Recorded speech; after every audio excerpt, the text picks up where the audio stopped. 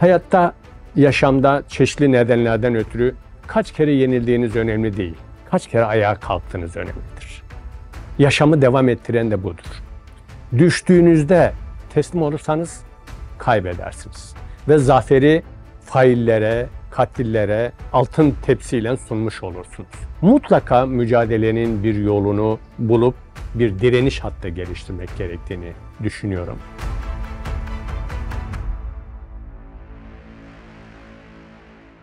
Böyle bir mekanda benim bunları konuşuyor olmamın çok ayrı düşünsel ve duygusal yanları var. Dün buraya geldiğimde şöyle bir genel baktığımda 1984 yılında Gayrettepe İşkencehanesi'nin hücrelerini gördüm. Sonra Metris Hapishanesi'nin hücrelerini, koridorlarını gördüm. Sonra Türkiye hapishanelerinin bütününü baktığımızda Diyarbakır'da yaşananları, Mamak'ta yaşananları, Nazım Hikmetler'in yaşadıklarını hissettim ve bir kez daha bu mekanların ve politikaların, zihniyetlerin benzerliği üzerine düşündüm.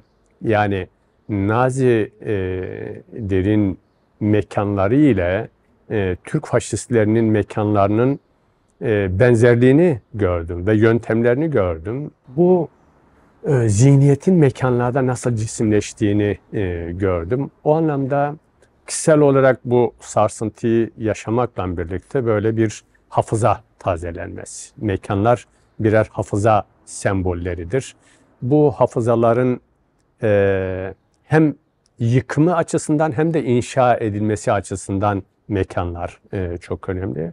Ya ben yaklaşık 4-5 kere gözaltına alındım. Sıkı yönetim döneminde de, DGM'ler döneminde de, son süreçlerde de. Bir Artvin'de gözaltına alındığımda yanımda bir arkadaşım işkencede öldürüldü.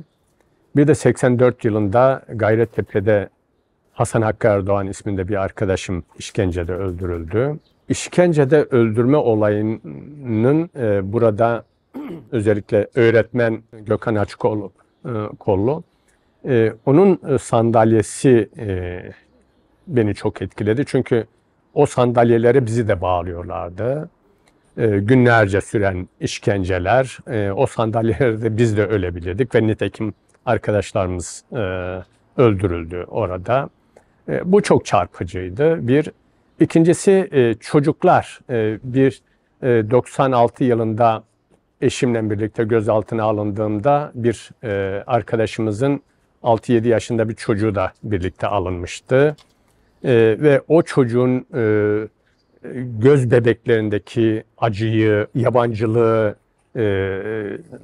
hatırladım tekrar burada bu çocukların öykülerinde. Türkiye Cumhuriyeti Devleti'ni ortalama bir 600 yıllık bir devlet aklıyla incelememiz gerekiyor. Bu ortalama 600 yıllık bir devlet aklını incelediğimizde ona yön veren ideolojinin, siyasetin ne olduğuna baktığımızda hangi toplumsal grupların hangi dönem neden hedefe konulduğunu inceleyerek başlamak herhalde bugünkü karanlık devlet aklını daha iyi anlamamıza katkıda bulunur.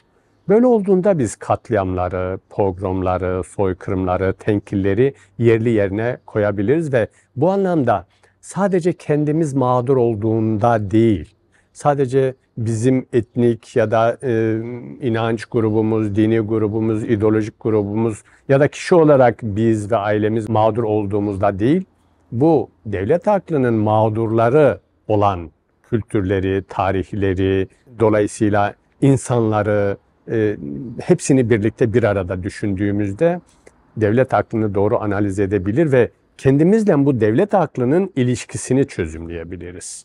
Dolayısıyla bugün baktığımızda bu devletin karanlık politikalarından en çarpıcı olan dünya tarafından bilinen 1915 Ermeni soykırımı var, Süryani soykırımı var, Rum soykırımı var.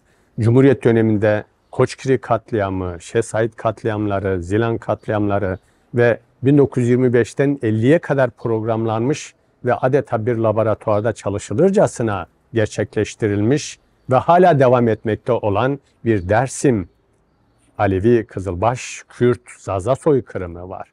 Ve devamında politik katliamlar, pogromlar var. Yani Maraş'tan Çorum'a kadar, Sivas'a kadar, Roboski'ye kadar böyle devam ettiğimizde, baktığımızda ve bunlara işte son süreçlerde, son özellikle 2015'lerden 16 ki darbe tiyatrosundan sonra da başka bir toplumsal grubun, özellikle İslami bir grubun farklı siyasi tercihleri nedeniyle, farklı organizasyonları nedeniyle adeta Ermeniler kadar, Kürtler kadar, Aleviler kadar, sosyalistler, komünistler kadar bir nefret objesi haline getirildiği ve aynı tenkil, aynı katliam programları, aynı tutuklama, aynı işkence programlarının uygulandığını görebiliyoruz. Tüm bunları anlayabilmek için, işte bugünü anlayabilmek için dünü anlamak lazım. Peki bu katliamlarda, bu soykırımlarda, bu suçlarda, kolektif suçlarda devlet aygıtının suçluluğunu zaten hepimiz biliyoruz ve hemen söylüyoruz. Peki bu katliamlarda, bu soykırımlarda toplumların suçu neydi? Onların payı neydi? Bunun üzerinde durmak lazım. Devlet bu aklı bunu yaptı. Peki ortalama bir Müslüman bunu sorgulayabildi mi? Ya bir inanç grubunu ya da başka bir inanca sahip olan bir bireyi bu devlet bu kadar ötekileştiriyor, nefret objesi haline getiriyor ve biz buna nefret duyuyoruz ve bunun katlinin vacip olduğunu kabul ediyoruz ve katledilenlere, katliamlara sesimizi çıkarmadık. İnsan olarak, inançlı bir insan olarak ya da inançsız bir insan olarak bunları sorgulayabildik mi, sorgulayabiliyor muyuz? Buna karşı bir öz eleştiri var mı? Bir yüzleşme var mı? Buna dönüp de ya bizim dedemiz, bizim atamız orada ne yaptı, neden katletti? Bunların gerçek durumu neydi? Bunu sorgulayabilecek, sorgulayan ortalama bir Müslüman, ortalama bir Türk vatandaşı çıkmadığı sürece bu politikalar devlet tarafından meşrulaştırılır ve devam ettirilir. O anlamda devletlerin suçu kadar buna sessiz kalan, susan, göz yuman, meşrulaştıran, görmezden gelen herkesin de aynı derecede suçlu olduğu kanaatindeyim. Yüzleşme meselesi çok önemli bir mesele. Ama yüzleşmeden önce bir hesaplaşma sürecinin olması gerekiyor. Hakikatin ortaya çıkarılması sürecinin olması gerekiyor. Yani yüzleşme, hadi ben yüzleşiyorum, hadi gelin yüzleşelim gibi bir şey değil. Dünya örneklerine baktığımızda bu gerek Güney Afrika'da, gerek Latin Amerika'da, gerek işte Almanya'da bunlara baktığımızda bu sürecin sadece sonuçları üzerinden bir değerlendirme yapabilmek mümkün değil. Süreci bütünlüklü olarak düşünmek lazım. Bugün Almanya'da bir yüzleşme kültürü önemli ölçüde yerleşmiş durumda. Ama bu yüzleşme kültürü nasıl oluştu, nasıl kurumsallaştı? Dünyada hiçbir devlet, özellikle burjuva kapitalist devletlerin hiçbiri kendi resmi tarihiyle gönüllü bir biçimde, demokratik bir biçimde yüzleşmez.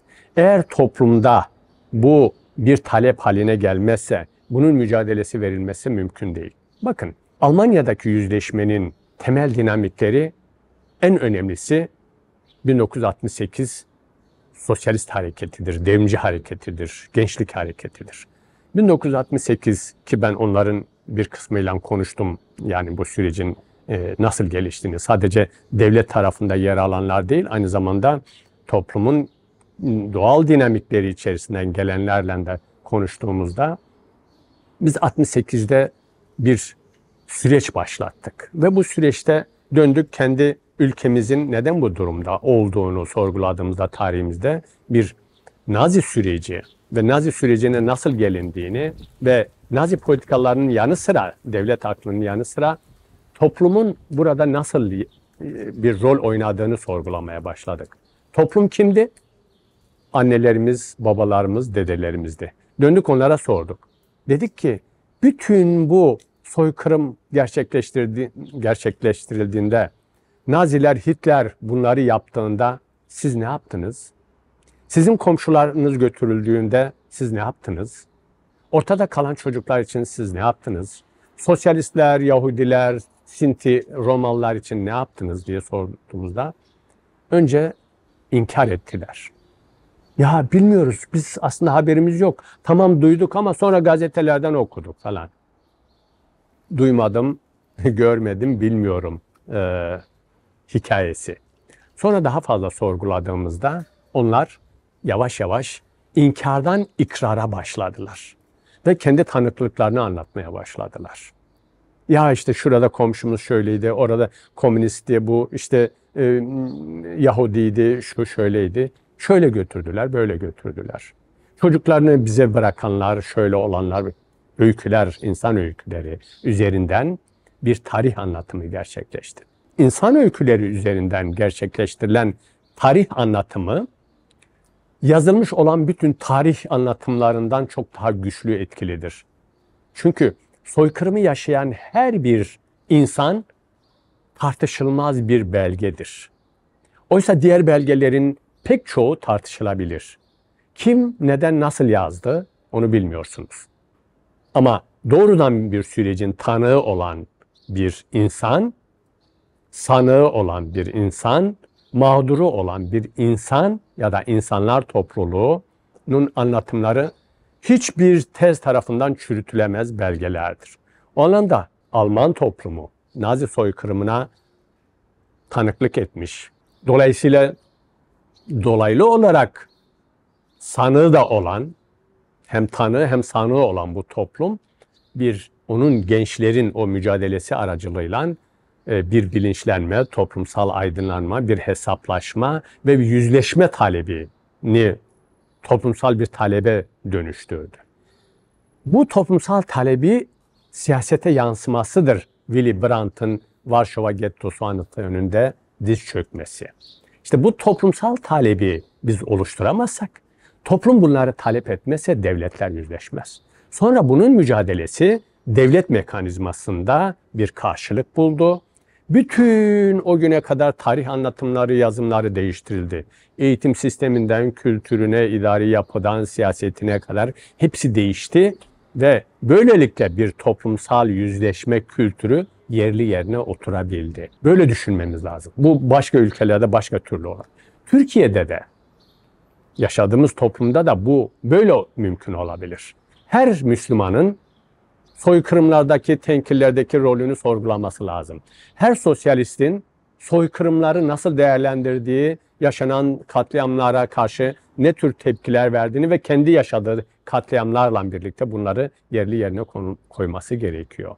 Biz bunları bir bütün olarak yerli yerine koymadığımız sürece sadece kendi acılarımızı, kendi kapalı dünyalarımızda, mekanlarımızda, mahallelerimizde yaşarız ve dünyanın başka yerlerindeki acılar, yıkımlar, katliamlar, soykırımlar, bu doğaya karşı olabilir, bu diğer türlere karşı olabilir, bu insan topluluklarına yönelik olabilir, hayvanlara yönelik olabilir. Yani bütünlüklü olarak evreni düşünerek, evrenin yaşaması, yaşatılması üzerinden, oradaki bütün canlılar, bütün doğayı oluşturan o bileşenler üzerinden düşünmek, bakmak lazım. Yoksa türcü bir biçimde insanı merkeze koyarız. Sonra insanda işte kendi dinimizi merkeze koyarız. Sonra kendi ulusumuzu, sonra kendi grubumuzu, sonra siyasetimizi, sonra ailemizi, sonra egomuzu, bencilliğimizi koyarız. Ve böylelikle aslında bu dünyayı mahvedenlere alan açmış oluruz. Bu dünyayı mahveden kapitalistlere, faşistlere karşı, egemenlere karşı tüm ezilenlerin, tüm mağdurların birleşmesi ve bir yüzleşme kültürünü kendinden başlatarak sorgulaması gerekiyor. Şimdi diyelim cemaat kesiminden işte yaklaşık 2 milyon, 2,5 milyon insan bu süreçte sorgudan geçirilmiş ve bunların önemli bir kısmı işkenceden geçirmiş, hapislerde vesaire. Şimdi bunların son 10 yılda tanıştıkları bir durum ve çok büyük travmaların yaşandığına ben tanım ve takip ediyorum. Türkiye'de de, burada da. Dolayısıyla bu kesimin yaşadığı bu mağduriyeti bütün diğer mağduriyetlerle birlikte düşünmek lazım. Bunlar bir dönem devlet iktidarıyla kurdukları ilişkiler nedeniyle farklı değerlendirilebilir. Ve bence işte kişisel olarak naçizane önerim, devletin dini nasıl kullandığını sorgulaması, devletin sizin kültürünüzü, etnik kimliğinizi nasıl kullandığınızı ve buradan ırkçılığı yaratıp bütün suçlarını bir üzerine bayrak örterek kapatmaya çalışmalarını sorgulamak lazım. Bütün suçlarını eline bir Kur'an-ı Kerim alarak nasıl kapattıklarını sorgulamaya çalışmak lazım. O anlamda dinin, inancın sivilleşmesinin mücadelesini verilmesi lazım. Kim hangi inanca inanıyorsa inansın. Ben hiçbir dine, hiçbir etnik kimliğe saygı göstermem. Ama bir insan bir dine inanıyorsa onun inanma hakkının demokratik bir hak olduğunu düşünür ve ona saygı gösterir. Bir insan etnik bir kimliğiyle kendini var etmeye çalışıyor, diliyle. Bu kıymetlidir, demokratik hakkıdır. Ama onu başka etnik kimlikleri aşağılama ve yok etme üzerine kurduğu zaman, kendi inancını başka inançları yok etmek üzerine kurduğu zaman faşizm başlar. Orada ne ona saygı duyarım, ne dinine, ne etnik kimliğine. Böyle düşünmemiz lazım. İdeolojilerine de. Dolayısıyla insanların benim sosyalist inancıma bakışını da böyle değerlendiririm ve öyledir. Ben eğer gerçekten bunları, sosyalist kimliğimi, sosyalist dünya görüşümü, yaşam felsefemi, başka canlıları, başka türleri, başka toplumları, kültürleri, inançları tekleştirmek, yok etmek üzerine kuruyorsam bu sonuçta diktatörlüğe ve adı başka türlü olur belki ama başkalarına zalimlik yapmaya götürür. O anlamda kendi haklarımı, kendi yaşam sınırlarımı, özgürlük sınırlarımı başkalarının özgürlük sınırlarıyla, özgürleşme sınırlarıyla dengelemeye ve onların kendi özgürlüklerini yaşamasını mutlak bir biçimde bir yaşam felsefesi olarak görürüm. Biraz böyle bakmak lazım. Yani o anlamda bir yeni kavram olarak insanların, toplumların düşün dünyasında anmak,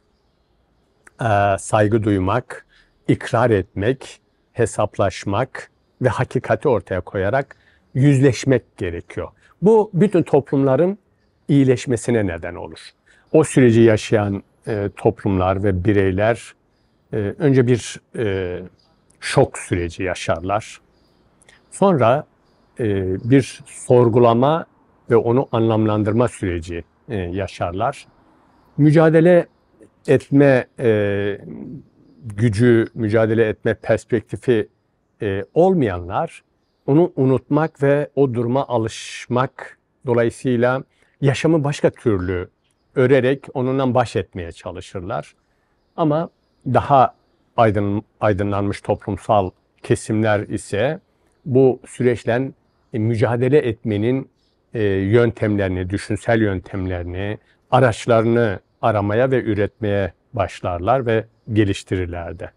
Bu bakımdan gerek soykırımlarda, gerek katliamlarda sonra gerekse bu tür tenkil ve işte ağır travmatik süreçlerden sonra yaşanan bu gerçekliği kabul edip ona uygun bir perspektif oluşturmak lazım, bir strateji oluşturmak lazım.